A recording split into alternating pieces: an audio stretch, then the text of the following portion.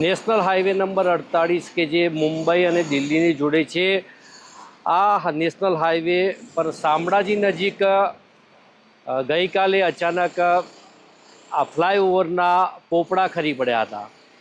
તાત્કાલિક સ્થાનિક લોકો અને આસપાસના વિસ્તારમાં આવેલી દુકાનદારોને જાણ થતાં તાત્કાલિક વાહન વ્યવહાર બંધ કરી દેવામાં આવ્યો હતો। મજાની વાત એ છે કે હાલમાં જ આ બ્રિજનું નિર્માણ કરવામાં આવ્યું હતું, જો કે અચાનક પોપડા ખરી પડતા અહીંની ક્વોલિટી પર સવાલો ઉઠી રહ્યા છે।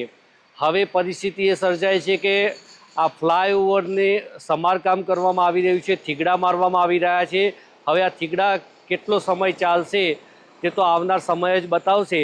જો કે આ સમગ્ર રૂટ ઉપર કેટલાક એવા બ્રિજનું નિર્માણ કરવામાં આવ્યું હતું જેમાં મોટાભાગે ક્ષતિ જોવા મળી હતી। ખાસ કરીને જે ગંભીરપુરા બ્રિજની દુર્ઘટના સર્જાઈ હતી ત્યારબાદ જે ક્વોલિટી તપાસ કરવામાં આવી હતી તેમાં ઘણા એવા બ્રિજ હતા જેમાં ક્ષતિઓ જણાઈ હતી અને સમારકામ પણ હાલ ચાલુ છે। આ વચ્ચે આ પ્રકારની ઘટનાઓથી કોન્ટ્રાક્ટરની કામગીરી ઉપર ચોક્કસથી સવાલો થઈ રહ્યા છે। હવે આ થીગડું કેવી રીતે મારવામાં આવશે અને થીગડું થયા પછી કેટલો સમય આ થીગડું ચાલશે તેના ઉપર સૌની નજર છે।